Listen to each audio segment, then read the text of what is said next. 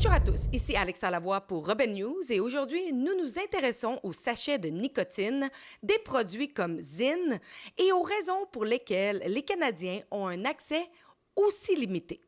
Je parle avec Pascal Michel, gestionnaire principal de mobilisation scientifique chez Rothman Benson Edge, une filière de PMI Science. Dans la plupart des pays, les sachets de nicotine sont vendus dans les dépanneurs, les supermarchés et même en ligne. Mais au Canada, ils sont traités presque comme une substance contrôlée, conservés derrière les comptoirs de pharmacie et vendus une boîte à la fois. Non pas parce qu'ils sont particulièrement dangereux, mais parce que Big Pharma ne veut pas de compétition. Si les Canadiens peuvent librement acheter des cigarettes, de l'alcool, du cannabis et même les accessoires nécessaires pour les consommer, ils devraient également pouvoir se procurer des sachets de nicotine sans tabac en quantité raisonnable. Et maintenant, écoutons Pascal Michel. Donc, mon nom est Dr Pascal Michel. Je suis gestionnaire principal en mobilisation des sciences pour Rothman Benson Edge Canada, une filiale de Philip Morris International. Et là, aujourd'hui, je veux qu'on parle justement des sachets de nicotine. On voit que sur le marché, on a seulement le Zonic qui est disponible, mais seulement à l'achat en pharmacie. Je crois que les gens sont pas trop au courant des bénéfices que, justement, ces sachets de nicotine-là prodiguent à peu importe à qui le consomme, là. Vous avez raison en mentionnant que les gens sont très peu sensibilisés aux différents produits nicotinés à bas risque au Canada en général. Donc, l'accès à l'information, justement, pour ces produits-là est très, très, très bas au Canada. Donc, les gens sont moins informés, particulièrement pour les pochettes de nicotine. On dit en français les sachets de nicotine. C'est un produit qui est quand même assez nouveau au Canada et donc peu connu pour le moment.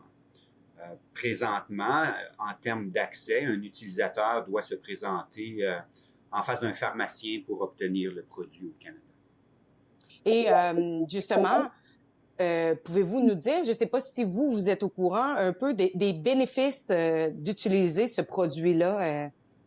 Donc, de façon générale, vous parlez à un scientifique ici, il y a un très, très grand pas en niveau du risque à la santé quand on prend une cigarette, par exemple, versus un produit tel qu'un sachet de nicotine. J'essaie d'imprimer ici la différence de risque tellement grande, c'est que la cigarette a plusieurs composantes qui est réellement dangereuse pour la santé, on le connaît très bien. Si on compare ça à des produits tels que des sachets de cigarettes, on parle là à une petite fraction. On parle à un risque qui est comparable à des petites gommes nicorettées là, pour arrêter de fumer. On parle à des produits, essentiellement là, un risque assez réduit. Évidemment, ces produits-là contiennent de la nicotine, donc on est enclin à en reprendre. On appelle ça de l'addiction. Mais en termes de risque à la santé, c'est quand même des produits qui sont vraiment, vraiment différents, tels que tous les autres produits qui produisent la fumée. Donc, dans les deux catégories, là, si le produit produit de la fumée, c'est un produit qui est essentiellement de beaucoup, beaucoup plus dangereux. C'est un produit qui contient pas grand-chose, en fait. C'est un peu, point de vue scientifique, un peu comme, écoute, c'est une petite pochette, une petite éponge, dans le fond, dans laquelle on met de la nicotine de niveau pharmaceutique, là, et quelques autres produits pour stabiliser le produit, et puis des saveurs, étant donné l'appétit, finalement, de pouvoir prendre ce produit. Donc, c'est pas un produit compliqué, et c'est certainement un produit qui a un niveau de risque quand même comparable à des choses qu'on comprend beaucoup, là, les petites... les patchs de nicotine qu'on prend pour arrêter de fumer, par exemple. C'est un risque comparable à ce type de produit-là. Ce qu'on voit dans d'autres pays, ces sachets de nicotine-là sont vendus soit dans les stations-service, on va en avoir un peu partout de disponibles pour les gens, alors qu'au Canada, c'est seulement disponible en pharmacie. Pourquoi au Canada, on n'a pas commencé à enclencher le pas comme les autres pays? Bon, le Canada est un peu en retard là, dans l'adoption en général des produits sans fumée, des produits alternatifs qu'on parle en termes de niveau de risque. Dans toute la catégorie des produits à plus bas risque, on est très en retard. En termes d'accès, de point de vue réglementaire, on l'a fait différent aussi au Canada. On a produit ces produits-là tels qu'un produit nicotiné pour arrêter de fumer. Donc, au Canada, on prend ces produits-là comme un produit de cessation tabagiste.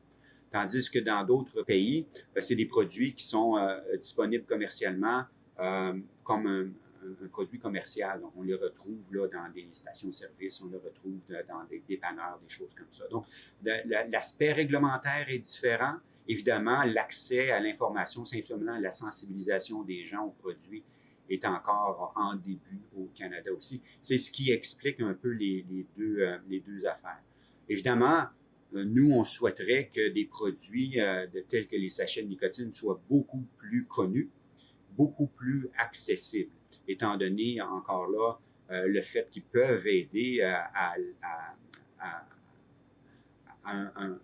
quelqu'un qui utilise la cigarette. Il peut réellement aider ces personnes-là à aller vers une zone beaucoup moins à risque là, au point de vue santé. Mais aussi, c'est pas seulement pour les personnes qui arrêtent de fumer, comme par exemple moi qui n'ai jamais fumé de toute ma vie, j'utilise les sachets de nicotine pour m'aider avec mon problème d'attention. Ou, ça m'aide au niveau pour me concentrer, en fait. Il y a quand même des bénéfices. Oui, donc la molécule de nicotine, là, je vais vous parler, c'est en science très simplifié, mais c'est une molécule très vieille, hein? C'est une molécule naturelle. On trouve ça dans la nature, dans les patates, pas juste dans le tabac. C'est une molécule qu'on connaît bien, ça fait des milliers d'années que les gens les utilisent. Dans certains pays, de façon historique, ils l'utilisaient de façon un peu religieuse là, pour atteindre un état de contact avec l'au-delà, des choses comme ça. Donc, c'est une molécule quand même bien connue pour les aspects, justement, qui produit sur le cerveau. Donc, c'est une molécule bien connue. Là. C'est à la fois un stimulant, dans une stimule, puis aussi c'est un apaisant. Donc, on peut penser pour plein de personnes, pour des raisons bien personnelles là, de consommation, des gens qui peuvent avoir aujourd'hui là, un sentiment d'anxiété ou un sentiment ils veulent avoir ce sentiment d'être apaisé, des choses comme ça. On comprend bien que la molécule peut aller là. Donc ça, c'est les aspects scientifiques. On comprend bien que la molécule peut faire ça. Encore là, les aspects réglementaires où on est rendu au Canada dans mettre ces produits-là, on l'a apporté différemment. On l'a apporté comme, oui, ça peut tout faire ça, mais c'est une molécule qui peut aussi vous aider à arrêter de fumer. Donc, on comprend les aspects globaux là, du pouvoir de la molécule, mais de point de vue réglementaire, on n'est pas rendu là encore au Canada. Qu'est-ce qui explique justement au Canada, seulement qu'une compagnie a le droit de vendre les sachets de nicotine? On parle de Zonic. Et les produits comme le Zyn, Vélo et autres ont pas le droit d'être vendus ici au Canada, alors que au Canada, on a le droit d'acheter du weed, on a le droit d'acheter plein d'autres produits, alors que là, sur ce point-là, on est vraiment restreint au niveau du choix.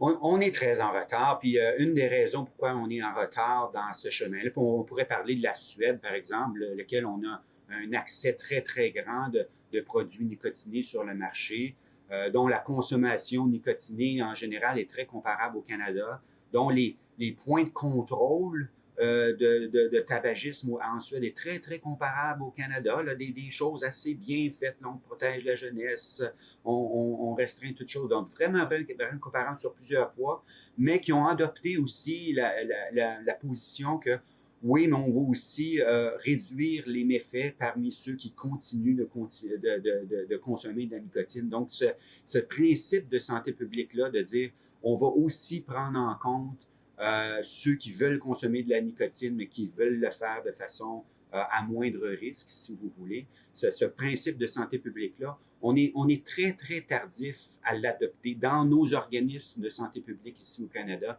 dans la conversation publique qu'on a au Canada. La conversation est beaucoup plus difficile, beaucoup plus fragmentée en termes de l'acceptabilité sociale de la consommation de nicotine. On est nettement en retard. On regarde autour de nous, puis on a du chemin à rattraper là, au niveau des politiques publiques, au niveau des aspects réglementaires, mais au niveau aussi du confort social, de bien accepter là, une molécule telle que la nicotine à sa juste valeur, là, une molécule qui produit un certain niveau de dépendance, mais qui, en somme, peut être consommée parmi les adultes qui consomment de la nicotine ou qui veulent continuer de la nicotine, qui peuvent être consommés à un niveau de moindre risque. Donc, on est bien en retard là-dessus. On a beaucoup de travail à faire avec nos instances réglementaires, ça c'est Santé Canada, avec nos instances de santé publique qui sont un peu rebelles par rapport à l'acceptation du concept même là, de réduction des méfaits. Beaucoup de travail à faire de sensibilisation à ce niveau-là. Mais il faut aussi comprendre que c'est un produit qui arrive sur le marché. On n'a pas 20 ans d'expérience. La Suède elle a des centaines d'années d'expérience avec les produits oraux nicotinés. On devrait pouvoir s'inspirer de leur politique publique. Et également, vous avez les données. Il y a eu des données qui ont présenté aussi la diminution du nombre de cancers.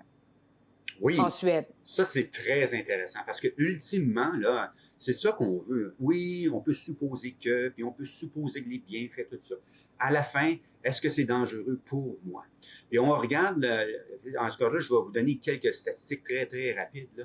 Donc, la Suède, pour des raisons sociétales, mais aussi des raisons en réduction des méfaits en santé publique, a vraiment bien adopté les produits oraux. D'abord, le snus, qui est un produit avec du tabac. Puis maintenant, les pochettes de nicotine, qui est vraiment une petite éponge avec de la nicotine seulement et des saveurs. Donc, ils ont vraiment bien adopté le produit. Puis ce qu'on voit sur, par exemple, le cancer des poumons, c'est une réduction incroyable par rapport à ce qu'on voit au Canada. Encore là, avec des consommations moyennes générales de nicotine comparables. Donc, avec, je pense qu'ils sont dans des niveaux là, de 30 pour 100 000 habitants. Ici au Canada, on est encore... Donc, la Société du cancer du Canada, lundi, là, a sorti les nouvelles statistiques.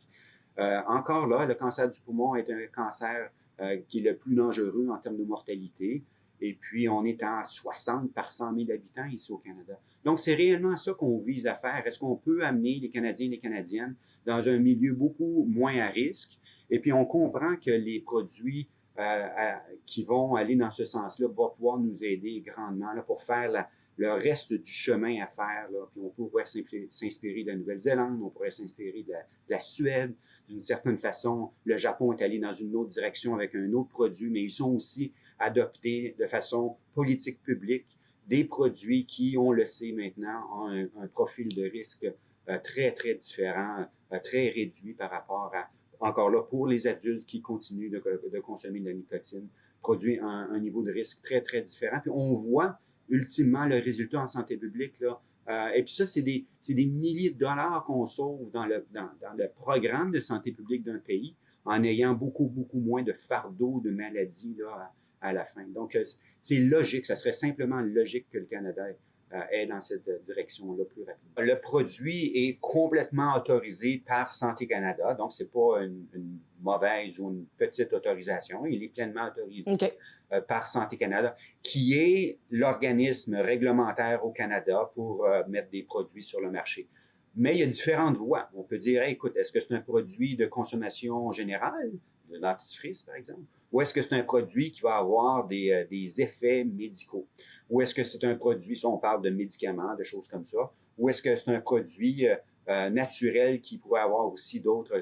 Donc, la voie réglementaire que la compagnie qui produit ce produit-là a décidé de faire, c'est de le produire comme un produit naturel qui peut aider à la cessation tabagique. Donc, c'est la voie réglementaire qu'ils ont utilisée. Donc, c'est rien de mauvais dans tout ça.